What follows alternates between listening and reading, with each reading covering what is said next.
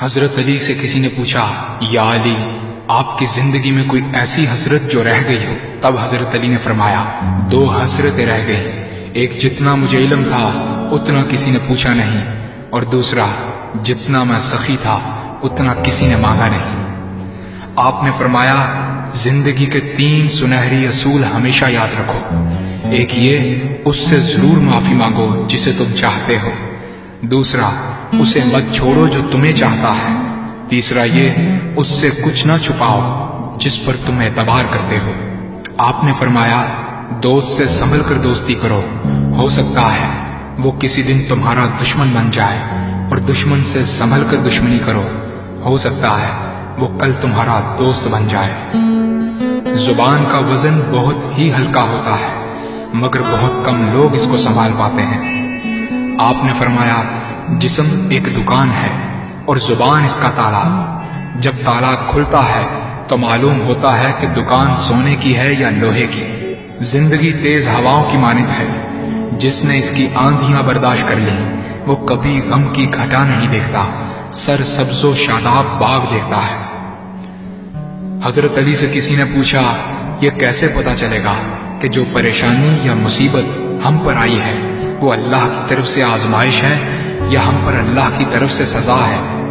آپ نے جواب دیا، جو مصیبت تجھے اللہ کی طرف لے جائے وہ آزمائش ہے، اور جو مصیبت تجھے اللہ سے دور کر دے وہ سزا ہے۔ حضرت علی کے پاس ایک یہودی آیا اور کہا، میں نے سنا ہے کہ آپ مسلمان جب عبادت کرتے ہو تو وسوسے اور خیالات آتے ہیں، جبکہ ہم عبادت کرتے ہیں تو ہمیں نہیں آتے۔ حضرت علی نے جواب میں فرمایا، اگر ایک گھر فقیر کا ہو اور ایک گھر امیر کا تو چور کہاں جائے گا؟ یہودی نے کہا، امیر کے گھر میں۔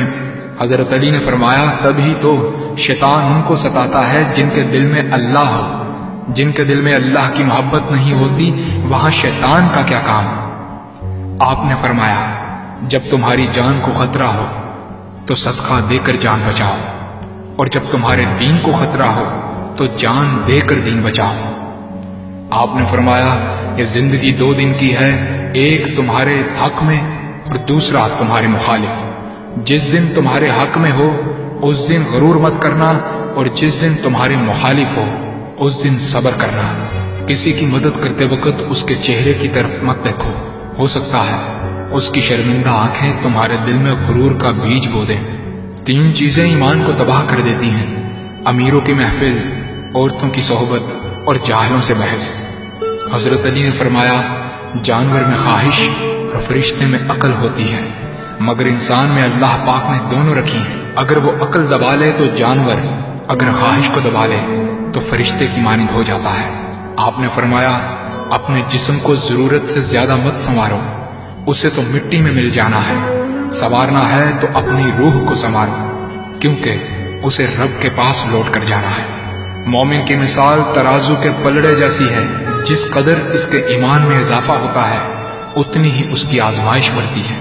آپ نے فرمایا، اچھے لوگوں کی ایک خوبی یہ بھی ہوتی ہے کہ انہیں یاد رکھنا نہیں پڑتا، وہ یاد ہی رہتے ہیں۔ آپ نے فرمایا، رزق کے پیچھے اپنا ایمان خراب مت کرو، کیونکہ رزق انسان کو ایسے تلاش کرتا ہے جیسے مرنے والے کو موت۔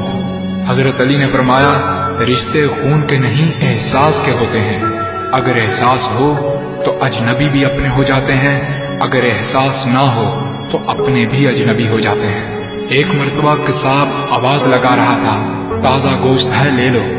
وہاں سے حضرت علی کا گزر ہوا، قصاب نے آپ سے کہا، تازہ گوشت ہے لے جائیں۔ حضرت علی نے فرمایا، آج میری جیب اجازت نہیں دیتی۔ قصاب بولا، میں آپ سے ادھار کر سکتا ہوں۔ اس سے آپ نے ایک بہت حکمت سے لبریز جملہ ارشاد فرمایا۔ آپ نے فرمایا، یہ ادھار میں اپنے پیٹ سے کیوں نہ کر لوں، جس کو میں جنت میں اس سے بہتر غذا کھلا سکتا ہوں۔ حضرت علی نے فرمایا، لفظ انسان کے غلام ہوتے ہیں مگر صرف بولنے سے پہلے تک، بولنے کے بعد انسان اپنے لفظوں کا غلام بن جاتا ہے۔ آپ نے فرمایا، کوئی تمہارا دل دکھائے تو ناراض مت ہونا، کیونکہ قدرت کا قانون ہے، جس درخت کا پھل زیادہ میٹھا ہوتا ہے لوگ پتھر بھی اسی کو مارتے ہیں۔